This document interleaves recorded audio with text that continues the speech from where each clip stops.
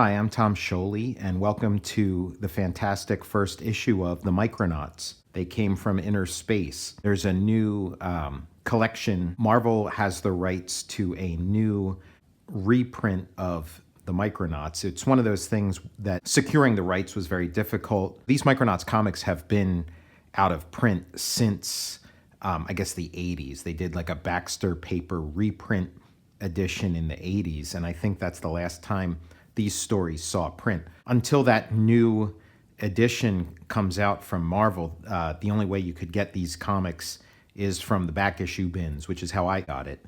The cover here is by Dave Cockrum, inked by Al Milgrom, the editor of this series, and then further down the road he becomes the inker. Great cover. Again, the first thing you think of with this is Star Wars, and that's what they were going for. Star Wars, the movie, was a big hit by this point. It's 1978. And Star Wars, the comic, was a big hit for Marvel. So it's like, okay, let's make another Star Wars. I don't know if that was, something that came down from above, bring us another Star Wars, or if it was just sort of something that was floating in the air in the back of the minds of a lot of creators. And it just happened to influence Bill Mantlo and Michael Golden.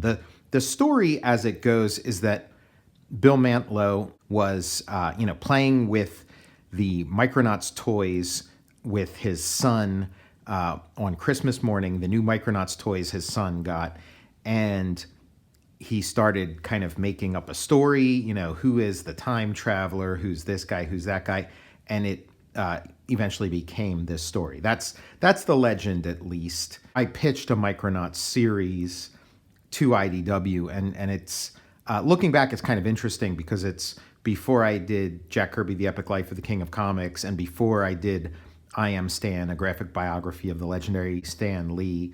And both of those books are available for pre-order by following the pre-order link in the show notes below. But it was before I worked on either of those books. And my pitch was kind of a combination of the sort of, sci-fi action adventure comics that I had been doing up to that point, a combination of those, and then also biographical comics about comics creators, and then also autobiography. And so the idea was for my Micronauts, Tom Scioli's Micronauts, the story of the comic would be me trying to make a Micronauts comic in 2018 or whatever year it was, trying to figure out how to make a Micronauts comic when IDW did not have the rights to all the characters. Marvel has half the characters and Hasbro has the other half of the characters. So it's kind of, hard to coordinate those two things, which is why it's been out of print for so long. And it would be me addressing that challenge and then just addressing the creative challenge of, I'm trying to make Micronauts interesting in 2018 to a new audience, an audience that has probably never heard of them. And so the comic would have that story, the sort of autobio portion.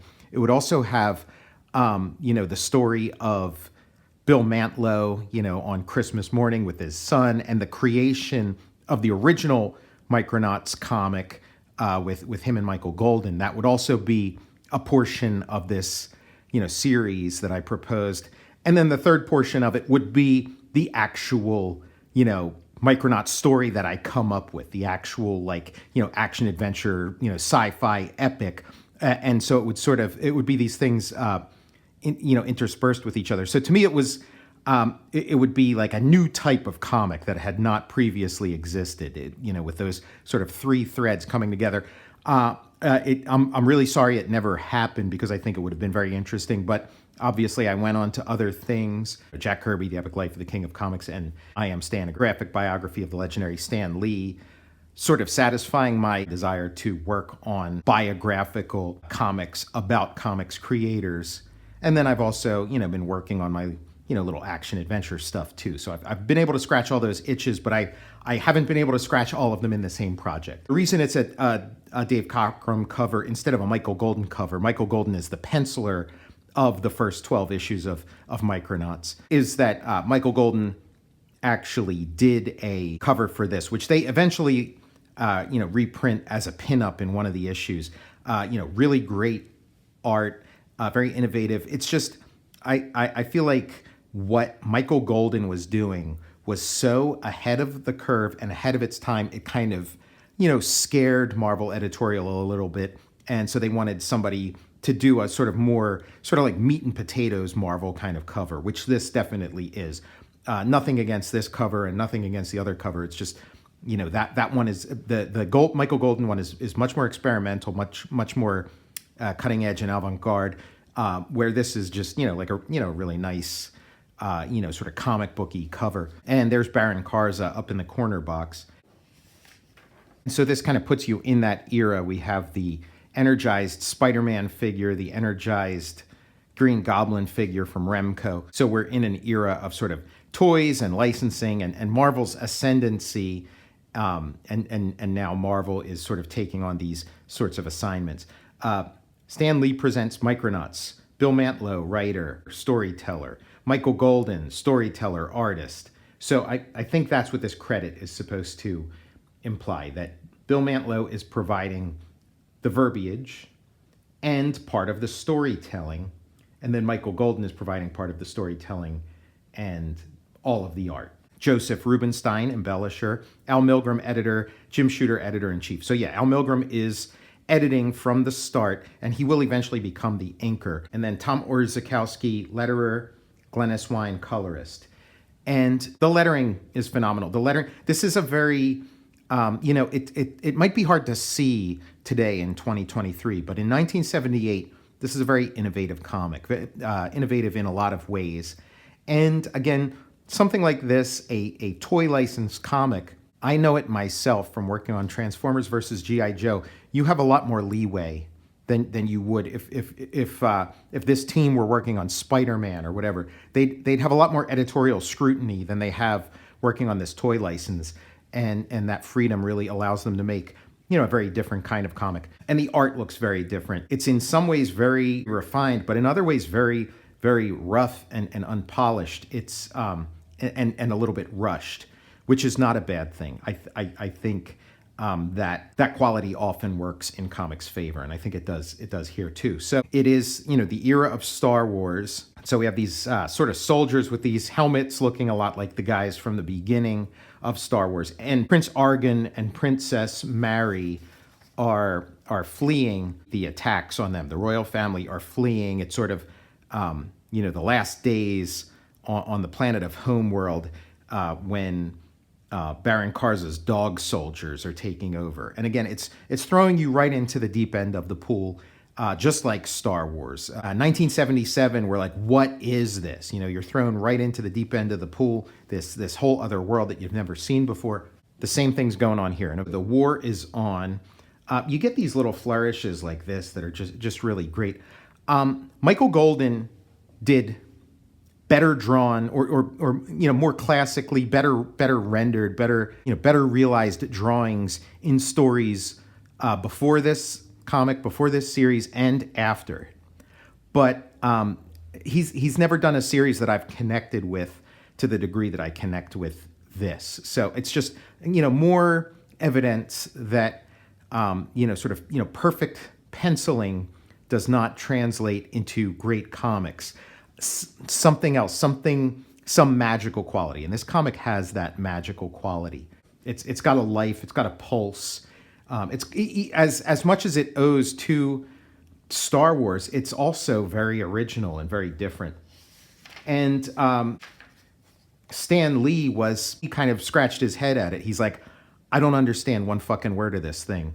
I don't know that he said fucking, but he didn't understand anything going on in this first issue. But it's like, okay, I'll just trust you guys know what you're doing. That the kids are gonna get it. The kids are gonna go along for the ride. But Stan was a skeptic, and yeah, this kind of thing it can go a couple different ways. But I mean, it's working for me. This figure over here, in the artist edition. When you see this figure blown up, he looks like it looks like a drawing straight out of Frank Miller's Ronin. But anyway, a lot of stuff going on here.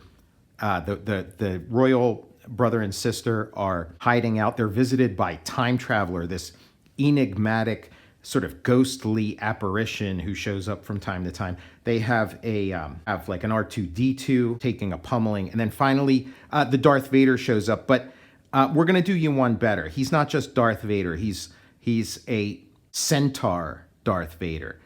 And some of the, this is a toy license, but it departs in a big way from the toys. It really sort of has a life of its own. And in some ways, I kind of wish they would have incorporated more of the toy designs, just as a fan of the toy line and the story. But it is like very much, it becomes its own original creation. So Time Traveler looks more or less like the Time Traveler toy. And Baron Karza looks more or less like the Baron Karza toy. It's a very cool toy. It's he's a robot, this Darth Vader looking Micronaut, and then he also has a horse, and you can mix and match body parts with him, and his horse, and he can become a centaur. It was originally the Steel Jeeg toy in Japan, and they just sort of repainted it as like a Darth Vader black and molded a new helmet. But then everything else is the same, and Steel Jeeg can do the same thing and sort of morph with his horse. And again, I really like this lettering treatment and the way it's broken up into chapters. George Lucas is one of the godfathers of this project. They are trying to do a Star Wars. You have this sort of Millennium Falcon looking ship. You have these rebel kind of soldiers. You have look at this guy coming out of the hatch. Looks like Han Solo or something coming out of the Millennium Falcon. But another one of the godfathers of this is Jack Kirby. There's a lot of Kirby in the storytelling, particularly his Fourth World. And I think breaking it up into chapters, breaking up the issue into chapters kind of, gives it a little bit of that Kirby feel too, something that he did in some of his 70s work. Commander Arcturus Ran and his robot Biotron have been on a 1,000-year journey throughout the microverse, most of which was spent with him in suspended animation, which is why he's still young after a 1,000-year journey. He comes back, and the world he left is very changed, and it's become sort of militarized. This sort of fascist takeover has happened. These 2 pages are just like, really phenomenal looking. And then that's one thing that will be lacking in the Marvel reprint is a lot of this comics magic comes from the pulpy newsprint method, the application of colors, which I'm assuming is not going to be replicated in the new reprint edition, unless they hired Chip Kidd to edit it or something, or gave it to Ed Piskor to recolor the way he did the reprints in the Grand Design series. But look at this face, look at that drawing. This is a new look for Marvel Comics. Marvel Comics did not look like this prior to the arrival of Michael Golden. They did not look like this. And this face, this sort of cartoony, like some would say, like a manga influence, which I think is definitely part of it. But it's also, if you think about sort of animation, if you think about like a Disney cartoon, the sort of how the more realistic sort of heroic characters and things. It's that kind of those kind of proportions, and it really but with like a sort of comic book rendering or like a manga rendering. It's a new style brought into a Marvel Comics that was probably getting a little bit set in its ways at this point. Michael Golden was there first. And so when I look at this kind of stuff, I see the influence it had on, creators like Todd McFarlane. I feel like, and I'm not alone in this, but in the belief that like Michael Golden is like the father of, the founders of Image Comics, that what he was doing, the guys at Image Comics were sort of, growing up with or coming into the business at the same time in some cases, but really taking a close look and taking close notes at what he was doing. And Art Adams as well, but Art Adams did come along a little bit after Michael Golden. So Michael Golden, has the honor of like sticking his flag in there first, and not just being first, but possibly the greatest practitioner of this mode of comics.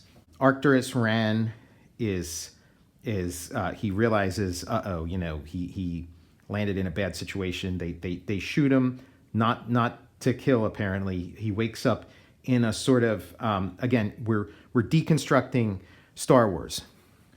So we have a Millennium Falcon, the Endeavor. There was no Micronauts toy that looked like this. So this was a creation by Michael Golden. Really great design. You can see how it's emulating the Millennium Falcon while at the same time, and the Starship Enterprise, while creating something original. And so now we're in a sort of cantina scene. It's a prison, but there, every face is some, hideous alien, a nightmare, as it says. And we got the ads for the Star Wars figures. I love these like little drawings. So I remember the Star Wars pendants. I had a friend who had them. I wanted these Star Wars pendants really bad. Never got one. Here's Arcturus Ran in this prison. This guy's giving him a hard time, like the guy, and he looks a lot like the guy in Star Wars in the cantina who's giving Luke a hard time in a similar way and threatening him. And then Arcturus Ran gets pulled up to the ceiling, and then the guys who were intimidating him get knocked out, and it appears that these are his rescuers. He's been pulled up by a Bug and defended by a Croyer. Bug, there's no real toy that Micronauts toy that looks like him. Bill Mantlo said that some of the and I think the name of the toy that he's quote unquote modeled after is called Galactic Defender, but the toys had an insectile quality to them that he was sort of using for the basis here. But yeah, a pretty original design, which is why Bug belongs to is one of the characters that belongs to Marvel. That Marvel from time to time will use Bug. And then a Croyer is one of the toys, but they flesh him out a lot more. Golden makes him a lot more humanoid, gives him a little more bulk, a little more character than the toy. Some of the other, Croyers, some of the people from his planet that show up in this comic look a lot more like the toys. And Bug takes off his helmet, and he looks a little bit like Jack Kirby's Bug, Jack Kirby's Forager. And I think that's not unintentional. I think this is a deliberate tribute to Kirby. Micronauts is kind of like Jack Kirby's Fourth World in miniature. And so they explain the situation, everything that he's missed while he's been asleep for 1,000 years. And he's looking out the window, and there's Robotron, who's sort of the R2-D2 of the series. He is doing sort of a marionette act with this humanoid robot, this very realistic-looking robot. But as it turns out, Bug and a Croyer know the secret because they are, her defenders. That's actually Princess Mary of Homeworld. She's disguising herself as a sort of robotic marionette, and that's going to be her way of sneaking off the planet. We get this nice little, again, very Star Wars-y kind of throne room situation where we have Shaitan, who is the brother of a Croyer, who has betrayed his brother, who was king of the Croyers, and has pledged the fealty of the army of the Croyers to Baron Karza, and Baron Karza is attended to by these shadow priests. Again, just really fun space opera, kind of stuff. Just my favorite kind of stuff. Convoluted. I think Gil Kane described it when Gil Kane took over as artist of this series. He described it as this sort of network of different relationships, familial relationships that sort of connect all the characters. And I think it is. There's a lot of great works that have that element, and this is one of them. Again, we get the chapter breaks with that great lettering, which is sort of charming and nostalgic now, but was state of the art back then. And so now it becomes Spartacus, and this trio is being thrown into the arena, kind of like Attack of the Clones. We get some of the vehicles that are a little closer to what the toys are, and so they have to fight that giant thing. Now this is important. We have a Meet the Micronauts page with each of the characters drawn. Now the comic itself, Michael Golden is drawing under super tight deadlines, so it does not have the quality of his usual work that he was doing prior to this and after this. But these little spotlights, these little headshots do. This is sort of preparatory work he was doing before the series got like fully approved or whatever. They look like $1 million. And this is a vital thing. It's a new series, and it's throwing a lot of information at you. And so to kind of help you through, it's like, here's the cast of characters. Here's the dramatis personae. The battle scenes at the beginning of this issue were really, intense and violent. And this scene's this arena scene, this sort of gladiatorial scene is pretty intense too. Really great. And again, very innovative. Like this is just stuff you weren't seeing in a Marvel comic at the time. Michael Golden, just such an innovator. And again, responsible, co-writer of this series. I mean, he did so much of the heavy lifting, and the 12 issues that he worked on are just, in terms of story, are just head and shoulders above, everything else that came after it on this series. That leads me to believe that he was probably responsible for a lot of the heavy lifting and in terms of the story of this comic, and and the interviews I've read with him, back that up too. So I mean, he's coming out of the gate, a young artist. This isn't his first job, but it's an early one, and he's bringing that enthusiasm of youth and just throwing everything he's got into this. This great sort of the emperor on his throne kind of stuff is just really great. It's a nice close up here, and then when things are getting really tough, the mysterious time traveler shows up. The time traveler is just like a really great part of this. He's sort of this, he's kind of like Metron would be in Jack Kirby's New Gods. This sort of like aloof, mystical sci-fi figure who sort of shows up from time to time and throws a monkey wrench into things. So here's the other Acroyers who do look a lot more sort of robot-like, a lot more like modeled on the toys. Great close-up of Baron Karza, and he's like heavy metal Darth Vader. He's like Darth Vader, but he's got that sort of poodle mullet of hard rock music of the time. And Acroyer is the powerhouse. Reminds me a lot of Orion from the New Gods. So you have Arcturus Ran, and in the letters page, Bill Mantlo is talking about how Arcturus Ran, the last name Ran is with two N's. It's the planet that Adam Strange is from the DC comics. So we have sort of an Adam Strange, reference here. So I never pitched this, but one of the ideas that I was putting together as a potential pitch to DC Comics was sort of like a DC Micronauts, where it would be Adam Strange, Orion, Forager the Bug from New Gods, Beautiful Dreamer from the Forever People, on a spaceship together, traveling through the cosmos of DC Comics. Metron would appear from time to time. The fight continues. Just great stuff. They hop into Arcturus Rand's impounded spaceship, the Endeavor. Great close-up of Biotron here, which is an amazing toy, and he's one of the main characters who's sort of like closest to the toy. Like, that is what the toy looks like.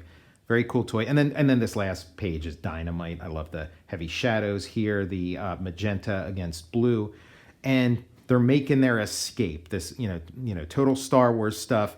They jump into light speed, and they're able to via light speed go through the space barrier, but their pursuers get flattened like pancakes. And now they're in the far reaches of the Microverse. The Microverse, which was created by Jack Kirby and Stan Lee in issue 68 of the Fantastic Four. They referred to it as the Microverse, and later Subatomica.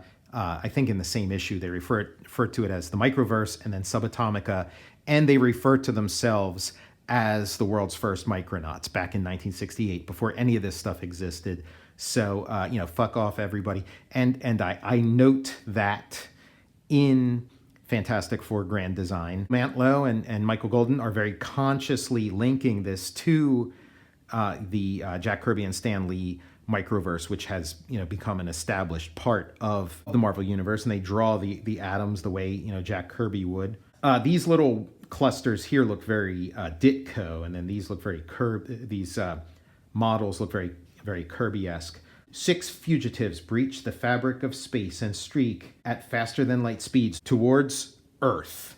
And again, love that font. I mean, I guess it is kind of like the Star Wars font, that R. Looks kind of like the Atari R. Don't dare miss our second senses-shattering issue, on sale in just 30 days.